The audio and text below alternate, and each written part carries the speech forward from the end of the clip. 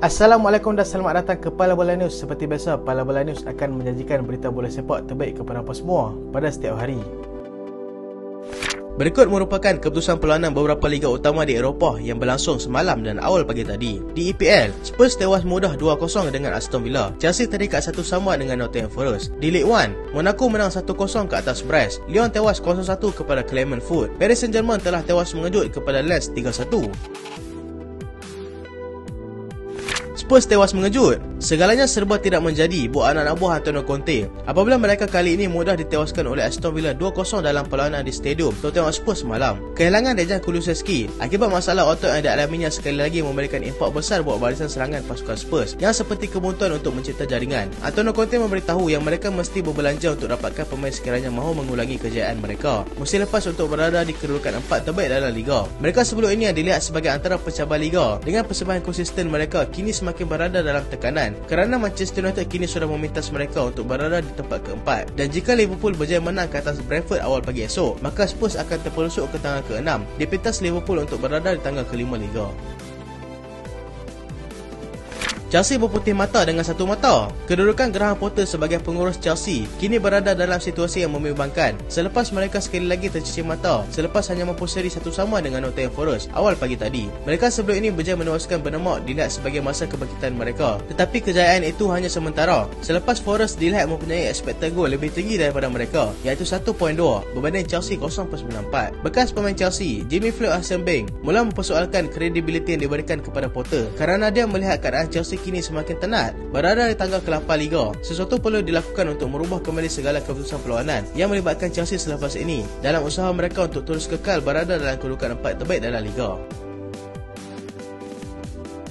Dia bakal jadi pengurus Belgium yang baru, kata Romelu Lukaku. Romelu Lukaku ada memberikan sedikit bayangan yang pembantu kepada Roberto Martinez sebelum ini, iaitu Thierry Henry, akan mengambil alih tugas pengurus Belgium selepas pengunduran Martinez tempoh hari. Lukaku berkata lagi, peluang sepatutnya diberikan kepada Henry kerana pengalamannya bersama Belgium sebagai pembantu jurulatih adalah sangat berharga. Dia merupakan antara orang yang paling rapat dengan pemain dan itu sudah semestinya memberikan kelebihan untuknya. Perkara ini bagaimanapun masih terpulang kepada Persatuan Bola Sepak Belgium sendiri untuk menentukan siapa yang layak untuk menggantikan Roberto Martinez. Kerana jika kami boleh untuk memilih sendiri jurulatih kami, sememangnya Henry adalah akan menggalas tanggungjawab tersebut, tambah Lukaku lagi. Paris Saint-Germain tewas tanpa Neymar dan Messi. Gegasi Ligue 1, PSG telah tewas mengejut buat kali pertama musim ini kepada pencabar utama mereka iaitu Lens 3-1 pada awal pagi tadi. Ketiadaan Neymar dan juga Messi dalam barisan ke-11 utama jelas memberikan impak besar kepada corak permainan mereka selepas mereka dilihat kurang klinikal di bahagian serangan. Messi masih belum pulang selepas menjuarai Piala Dunia di Qatar tempoh hari, manakala Neymar terpaksa diketepikan akibat layangan kad merah. Marquinhos, kapten pasukan PSG, bagaimanapun menafikan perkara tersebut dengan menyifatkan mereka sememangnya layak untuk tewas kepada lawan yang beraksi dengan lebih baik. Mereka perlu memperbaiki lagi mutu permainan mereka terutamanya barisan harapan yang masih kurang berpengalaman beraksi dalam pentas tertinggi seperti ini. Nico Gonzalez patah tulang kaki. Pemain Barcelona dipinjamkan ke Valencia. Nico Gonzalez dilaporkan mengalami patah tulang metatarsalnya semasa mereka tewas kepada Villarreal pada Sabtu lalu. Dia yang bakal menyambut ulang tahun kelahirannya yang ke-21 beberapa hari lagi sudah pasti tidak mahu berada dalam keadaan sebegitu rupa. Dia yang menyertai Valencia dalam perjanjian pinjaman jangka masa panjang itu mengalami patah tersebut di separuh masa kedua perlawanan. Perkara ini telah disahkan sendiri oleh pasukan medik kelab dan dia akan berehat untuk satu tempoh yang lama bagi proses pemulihannya untuk kecederaan.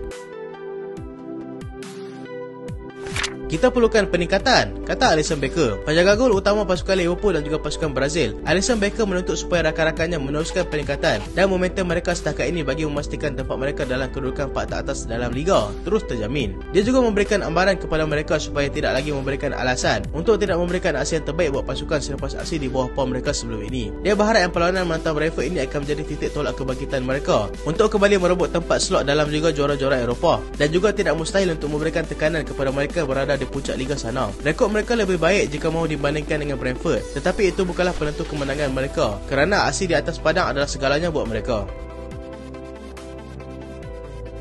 Manuel Akanji tidak gentar dengan jurang mata dengan Arsenal. Pemain pertahanan Man City itu memberitahu yang dia tidak gentar dengan perbezaan 7 mata antara City dan juga Arsenal kerana perjalanan Liga masih lagi belum tamat dan mereka akan mengejar sedaya upaya kembali kedudukan tersebut. City yang tercuci mata seluruh ini selepas seri kepada Everton berjaya memberikan kelebihan untuk Arsenal yang mudah melahkan kemenangan ke atas Brighton sekaligus memberikan kelebihan untuk mereka berada terus di puncak Liga. Dia tidak gusar kerana mereka masih lagi belum bertemu dengan Arsenal dan jika mereka menang dalam kedua pertemuan tersebut, sudah pasti jurang mata akan menjadi semakin dekat. Tumpuan mereka sekarang adalah untuk memenangi setiap perlawanan dan itu bukanlah sesuatu yang mustahil untuk mereka lakukan jika mereka bertindak mengikut arahan yang sepatutnya dikeluarkan oleh pengurus mereka, iaitu Pep Guardiola.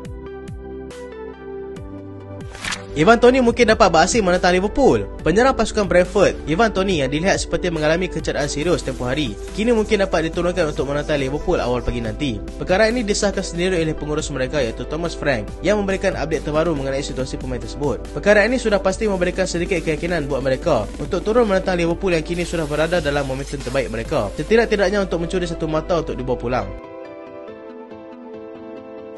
Chelsea sedang bersaing dengan United untuk dapatkan Dumfries. Chelsea dilaporkan akan terus memberikan saingan kepada United untuk mendapatkan pemain antarabangsa Belanda, Denzel Dumfries pada Januari kali ini. Perkara ini disahkan sendiri oleh Todd Boehly yang mahukan refreshment pada setiap posisi dalam pasukannya dan juga untuk memperkuatkan lagi barisan simpanan mereka yang dilihat agak rapuh pada ketika ini. Lukaku mahu terus kekal di Inter. Penyerang Chelsea yang dipinjamkan ke Inter Milan itu sekali lagi memberikan bayangan yang dia tidak mahu pulang kembali ke England. Walau bagaimanapun, walaupun mengalami kesukaran untuk memberikan prestasi sebenarnya di Inter Milan akibat daripada faktor kecederaan, komitmen yang dia berikan kepada Inter sudah melebihi apa yang dia buat di Chelsea sebelum ini. Inter membayar 8 juta euro untuk membawa masuk Lukaku secara pinjaman dan jika mereka tidak mahukannya lagi, Lukaku terpaksa pulang semula ke Chelsea untuk menyambung semula kontraknya di sana.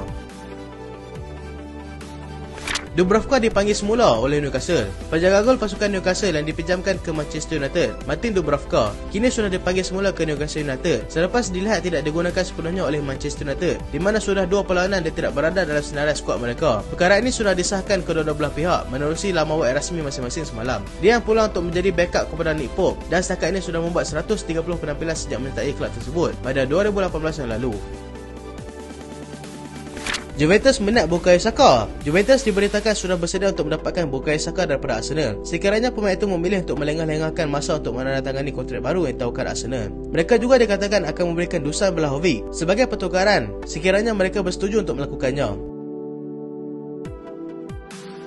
Manchester United semakin terdesak mahukan penyerang. Manchester United mungkin akan membawa masuk sekurang-kurangnya seorang penyerang. Dengan pilihan sekarang ini adalah cuba untuk mendapatkan Memphis Depay secara pinjaman daripada Barcelona. Penyerang Al Nassr, Vincent Abu Bakar juga disebut-sebut akan datang ke United selepas tempatnya kini sudah diberikan kepada Cristiano Ronaldo yang baru saja berkelana ke sana.